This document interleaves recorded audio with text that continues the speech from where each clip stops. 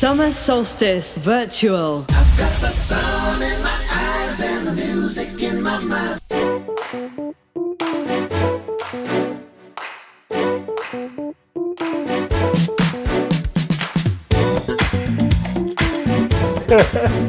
We're back in the Summer Solstice green room again, and this time I'm with a legend, a real legend, with his opening line, "Party people, welcome to Bigger." Bless you, bruv. You're an ambassador for new music, Yeah. R&B, soul, whatever it may be. What brought you into the industry? First and foremost, my mum and dad. Mum and dad, from the age of probably somewhere between 3 and 6, I was spoon-fed Motown, Trojan, all that sort of stuff. Mum and dad never listened to Radio 1 and stuff. They were vinyl people.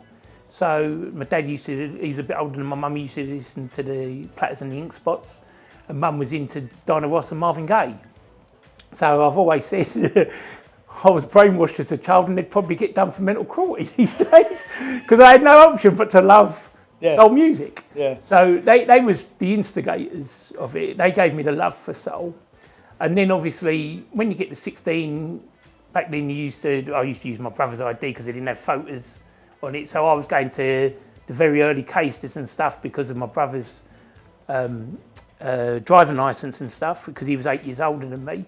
So I started doing that, and then I've become very close to Froggy, and he sort of like took me under his wings, and I'd go around his house and he'd teach me how to mix, and then he gave me a little spot on one of his events, and I played on that, and I got the bug bitten. And then at the age of, again, around 16, 17, I walked into a bar in Averley, and I said to the bloke, "I can pack this place." And this was on a Thursday night, and it was as quiet as anything. He goes, "You're cocky." I said, "No, I'm just in here." I said, "I can pack this place for you." I said, "But it's not going to be playing this sort of music that you're listening to now." I said, "I can pack it if I can play soul music." And he was like, "How confident are you that you can pack it?" I said, "I'm that confident that if you give it to me, I'll prove it to you." And he said, like, "Well, what do you want?" I said, "I want £1 a head for everyone that I bring down here." So he said, like, "I'll take a punt on that." And he did. He gave me my first break, and that was it. So I started off in the Top House in Averley. He then moved to a club called Billie Jean's in Epping and took me with him to there. Then I was at Chains in Barking as a resident DJ for about a decade. And then the guy that owned those other two places, he opened up the Berwick Manor in Raynham, and he said to me, "Biggs, will you come and be my resident here?" And so I went and was resident there for him, and then really it just all blew up from there. In the early 90s, I just fell in love with New Jack Swing. The minute I heard New Jack Swing, I fell in love with it. And I love soul anyway, but it was just something about New Jack Swing, I just loved it. And so I literally put all my eggs in one basket, and I'd never done that before. Beforehand I'd play soul, funk, jazz and all that. But I was like, you know what, I'm going to make this New Jack Swing work. So I put all my eggs in one basket with it, started doing the New Jack Swing nights, and of course there was no New Jack Swing nights then. This was like 91, around that era. And then obviously New Jack Swing blew up and Swing Beat blew up, and because I suppose I was right at the start of it, I was on the crest of the wave that went with it, sort of thing. So I was very lucky.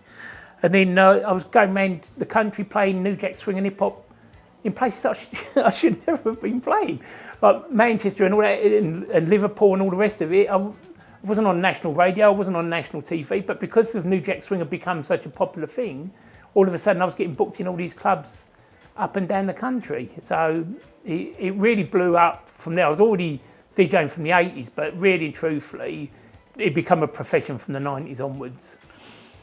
Okay, so you had New Jack Swing. Did you ever get into the go-go era? Yeah, I did, but not as much. That was limited, I think. Yeah. The problem with the go-go stuff was there wasn't enough artists doing it. Yeah. But I loved that sound. One of my, funnily enough, you say that, one of my all-time favourite records, as a clubbing point of view, is Put Your Right Hand in the Air and the Left Hand Down in Your Underwear. Right, that record, to me, at that time, it was just so different from everything else out there. And of course, when you get in a crowd dancing to it, doing exactly what they're saying, and you're going like, you've got to do this dance with us, and they're following what you're saying, and they do the dance. It was a bit special. So the go-go era was a good era. I've always liked anything that's got soul to it. I don't care what it is. Yeah. I like some of the grime stuff because some of them are using old school soul beats. I don't like really heavy stuff of any quality. I don't like Balearic beats. I don't like hardcore hip hop and stuff like that. But I love anything that's got a soul or jazz feel to it. So anything like UMCs or Tribe Called Quest and that sort of thing, I love that just as much as I love Marvin Gaye. Yeah. But it has got to have that soul element to it. And if it hasn't got the soul element, for me, personally, I can't feel it in the same way. What was the first track you ever played in your first venue? It would have been probably Evelyn King, I guess. I remember going to Stage 3 in Laysdown and seeing Tommy Felton and Froggy both playing out there on the same weekend. And they had this sound system there, the bass bins, and I'm sure it would have been Evelyn King. And I used to then, every penny I used to earn as a Saturday kid, would go down to the local import shop, which was just at Chadwell Heath, and buy the 12-inch that I'd heard everybody going mad to because the DJ had just played it.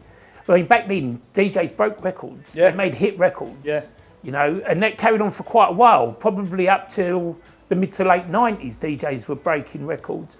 And of course, yourself and all the guys on Choice, radio stations were breaking black music back then in such a degree that that sadly they all stopped. And I don't think now either. I just don't think how it used to be where what it was like. You'd come home virtually every day and there'd be a pack from Universal or Sony or somebody full of records that they wanted you to play in the clubs that weekend.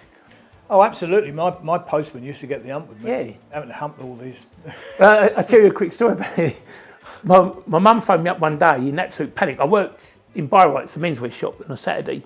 So she phoned up absolutely panic-stricken. She was like, what have you done? What have you done? Have you got so much money? What are you doing? Are you selling things illegally? And I'm going, Mum, what are you talking? And one of their mobile phones, she'd phoned up the shop.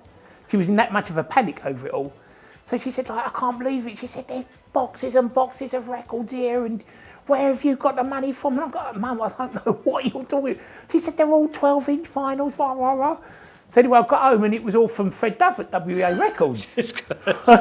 And like, what had happened was I'd written to, back then there was a magazine, I think it was called Record Mirror. Record Mirror with James Hamilton. James Hamilton, that's it. Yeah. So James Hamilton had written in his column, Fred Dove was looking for DJs, young DJs, that were playing out in clubs that wasn't on his mailing list. So I sent a letter in the clubs and all that I was playing and all the rest of it. And unbeknownst to me, he turned up at one of the clubs. And he had to have turned up at the club because of what he said. Because I thought, yeah, of course you turned up. When I'm talking to him on the phone, I'm thinking, yeah, but you say that. But he actually said, he made a comment about the specifics of the inside of the club. And I said to him, yeah, and I was thinking, and it was going over my head, you actually did come to that club. So I don't know whether he does it to check everybody out or just because I was some new young kid he hadn't heard of.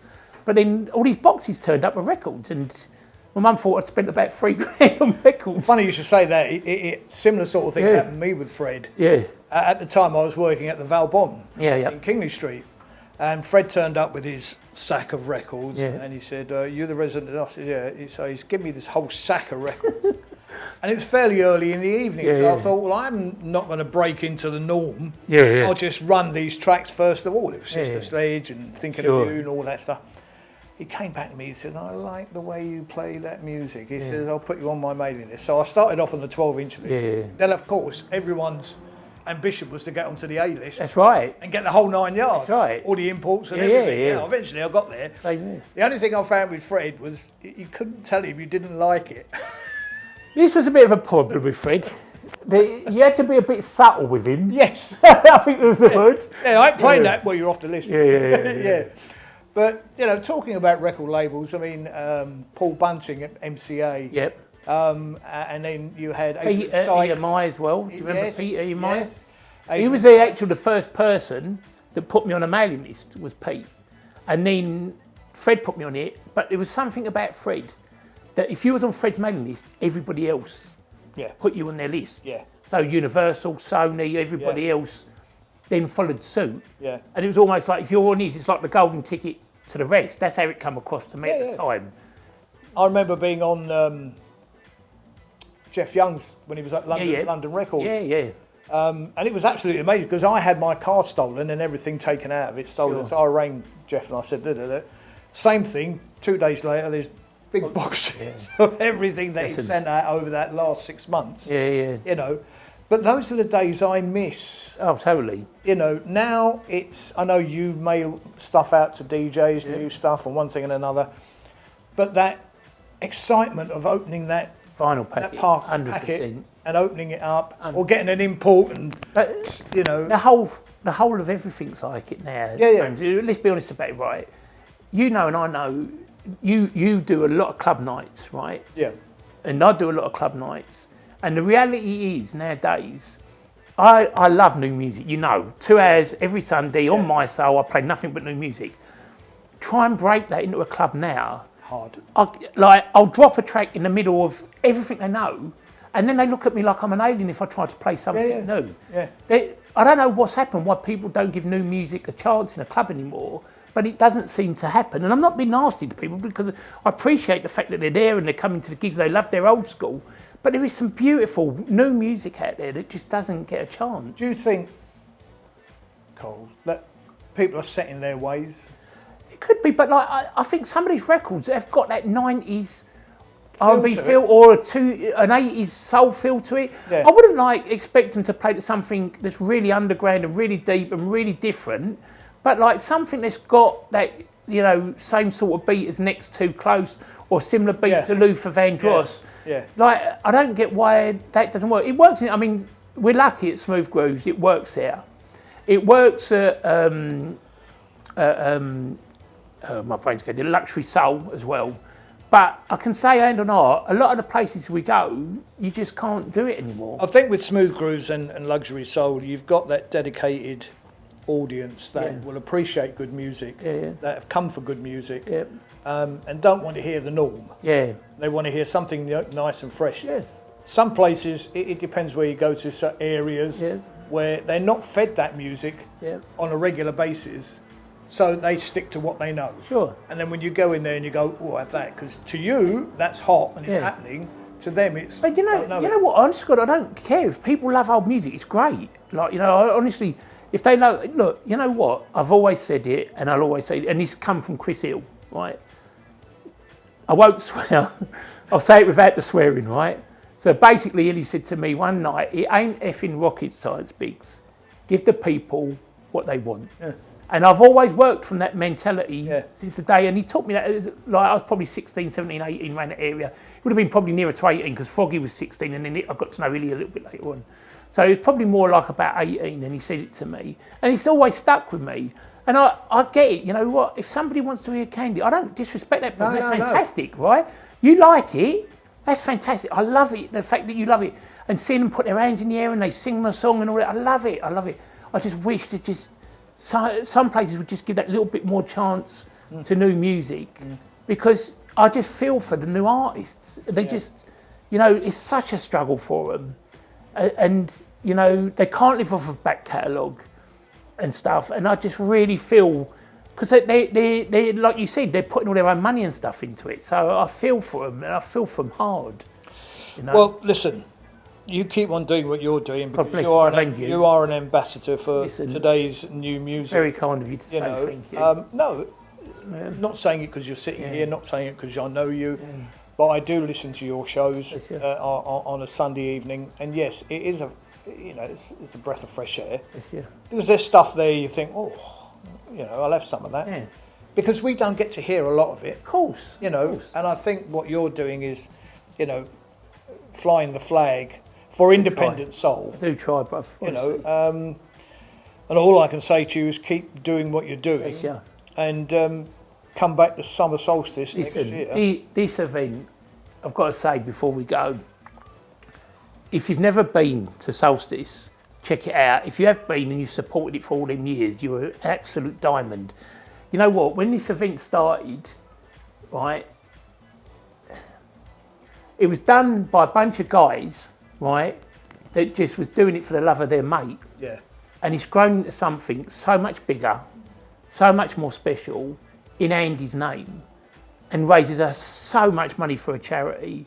You know what? It's got to be one of the best gigs this country has ever had. And I ain't just saying it because we're talking about it here. I'm just saying, I say this when I see to people in general, because it's done so much good. Yeah. You know, and when you think about it, it's just a bunch of mates that have got together and gone, you know what, I want to do something for my friend. And the way that's grown and grown and grown over the years has been nothing short of phenomenal. Bigger, Listen, God bless you, my son. same to Thank you, James. sir. And you get to do all the interviews here, and I just want to tell everybody out there, this guy's one of the top DJs this country's ever produced. God bless you, James. Thank you, sir. Cheers, brother. And he's a gooner. That's another point.